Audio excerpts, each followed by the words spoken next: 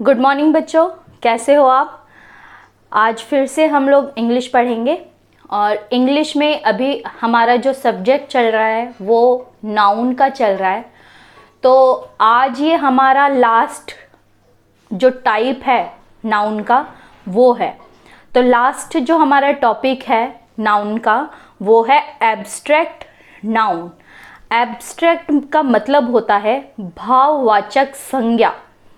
Abstract का मतलब भाववाचक, noun मतलब संज्ञा। तो शुरुआत हम फिर से एक बार नाउन की डेफिनेशन से ही करेंगे। क्यों? ताकि हमें नाउन की जो डेफिनेशन है वो अच्छे से याद हो जाए। तो नाउन की क्या डेफिनेशन है? A noun is the name of a person और एनिमल्स और थिंग्स और प्लेस। मतलब संज्ञा किसे कहते हैं? जो भी जिन भी चीज़ों को हम देखते हैं और जिन्हें हम नाम से पुकारते हैं वो सभी चीज़ें किस में आ जाती है? संज्ञा में आ जाती है। ये मैं आपको हिंदी में इसलिए बता रही हूँ ताकि आप लोगों को आसानी से ये चीज़ समझ में आ जाए। तो अब हम आगे बढ़ते हैं। नाउन, नाउन का मतलब संज्ञा। तो सबसे पहले जो हमारा टाइप था पहला वो था कॉमन नाउन। कॉमन नाउन मतलब जातिवाचक संज्ञा। फिर उसके बाद प्रॉपर नाउन। प्रॉपर नाउन मतलब व्यक्तिवाचक संज्ञा। फिर तीसरा कलेक्टिव नाउन, समूहवाचक संज्ञा। चौथा मटीरियल नाउन। मटीरियल में क्या क्या आ जाता है? पदार्थ, धातु, द्रव्यवाचक संज्ञा। तो अगर हम इसको ठीक से पढ़ेंगे तो पदार्थवाचक, धातुवाचक, द्रव्यवाचक संज्ञा। ठीक है। तो और आगे जो आज जिसके बारे में हम पढ़ेंगे वो है एब्स्ट्रैक्ट नाउन।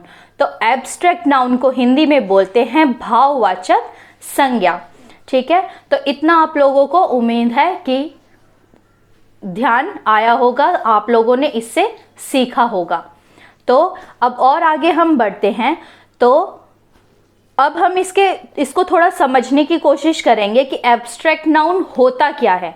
तो एब्स्ट्रैक्ट नाउन ये वो संज्ञा या नाउन है जिन्हें हम छू या देख नहीं सकते। किन्हें कहते हैं? जिन्हें हम छू या देख नहीं सकते, बल्कि इन्हें सिर्फ हम महसूस कर सकते हैं या फील कर सकते हैं। ठीक है। तो अब हम इसकी थोड़ी डेफिनेशन देखेंगे। Abstract noun is name of emotions, ideas, quality which we can't see और टच। मतलब ये वो इमोशन है, ये वो आइडिया है, ये वो क्वालिटी है जिन्हें हम की छू नहीं सकते और ना हम देख सकते हैं, जिन्हें हम सिर्फ फील कर सकते हैं या जिन्हें हम सिर्फ महसूस कर सकते हैं। तो जो शब्द गुण, दशा या किसी भाव का बोध करते हैं उसे हम भाववाचक संज्ञा कहते हैं। भाववाचक, भाव क्या होता है? भाव होता है हमारे अंदर की भावना, हमारे अंदर जो हम फील कर रहे हैं, जो हम सोच रहे हैं। तो इससे ही मिलकर ये वर्ड बना है भाववाचक संज्ञा। तो जिसे हम सिर्फ फील कर सकते हैं। तो इसके थोड़े हम एग्जाम्पल देखेंगे। जैसे कि पहला एग्जाम्पल हमारा है सॉरो। सॉरो का मतलब होता है दुख। तो दुख को हम सिर्फ फील कर सकते हैं, हम उसे छू नहीं सकते, हम उसे देख नहीं सकते। तो इसका मतलब होता है दुख। तो दुख का मतलब मैंने आप लोगों को जैसा बताया कि उसे हम ना छू सकते हैं, उसे हम सिर्फ महसूस कर सकते हैं या फील कर सकते हैं। फिर सेकंड नंबर है जेलसी। जेलसी मतलब जैसे कि किसी से जलन रखना, है ना। जैसे हम लोग एक ही क्लास में पढ़ते हैं तो कई बच्चे बहुत अच्छी तरीके से पढ़ते हैं और कई बच्चे अच्छी तरीके से पढ़ाई नहीं करते। तो जो बच्चे अच्छी तरीके से पढ़ाई नहीं करते और अच्छे बच्चों को देखकर वो क्या सोचते हैं कि ये ऐसा है, ये वैसा है, तो हमें कभी भी ऐसा नहीं करना चाहिए। ये भी एक क्या है? फीलिंग है। तो जेलेसी किस में आ गई? जलन या ईर्ष्या में, है ना। तो इनको हम छू नहीं सकते, इनको हम सिर्फ महसूस कर सकते हैं। उसके बाद आ गया ऑनेस्टी। ऑनेस्टी मतलब होता है ईमानदारी, है ना। हम लोग रोज अपना काम इंग्लिश का ईमानदारी से कॉपी में करते हैं, तो ये भी क्या है, हमारा एक इमोशन है, ये भी एक फील है जिसे ना हम टच कर सकते हैं और ना हम देख सकते हैं, बस इसे हम फील कर सकते हैं। और आगे जब हम पढ़ेंगे तो पेन। पेन का मतलब होता है दर्द। तो जैसे अब हमारे कहीं चोट लग गई तो उसमें हमें दर्द हो रहा है, तो अब उस दर्द को हम क्या नहीं कर सकते, दिखा नहीं सकते, सिर्फ उस दर्द को हम महसूस कर सकते हैं। आगे और बढ़ते हैं, हमारा चाइल्डहुड। चाइल्डहुड मतलब होता है बचपना।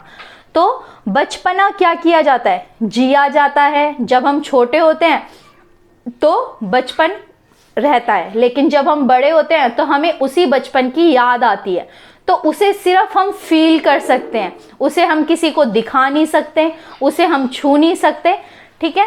तो और आगे जब हम पढ़ते हैं वो है फ्रीडम। फ्रीडम का मतलब होता है स्वतंत्रता या आज़ादी। तो स्वतंत्रता को हम छू नहीं सकते, दिखा नहीं सकते, तो ये सब बातें, जैसे क्लेवरनेस। क्लेवरनेस मतलब चालाक, है ना। कुछ लोग होते हैं चालाक, कुछ लोग होते हैं भोले। तो ये सब चीज़ें जो अभी तक मैंने आप लोगों को बताया, ये सब चीज़ें हम क्या नहीं कर सकते, छू नहीं सकते, इन्हें हम देख नहीं सकते, इन्हें हम सिर्फ महसूस कर सकते हैं या फील कर सकते हैं। तो आज हमने पढ़ा एब्स्ट्रैक्ट नाउन, ठीक है।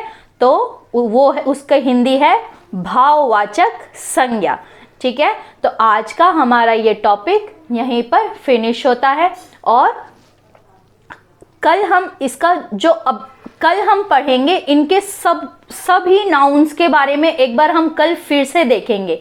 लेकिन उससे पहले आप ये वाला सारा काम अपनी कॉपी में कर मुझे दिखाएंगे और फिर हम आगे बढ़ेंगे, ठीक है। Bye bye.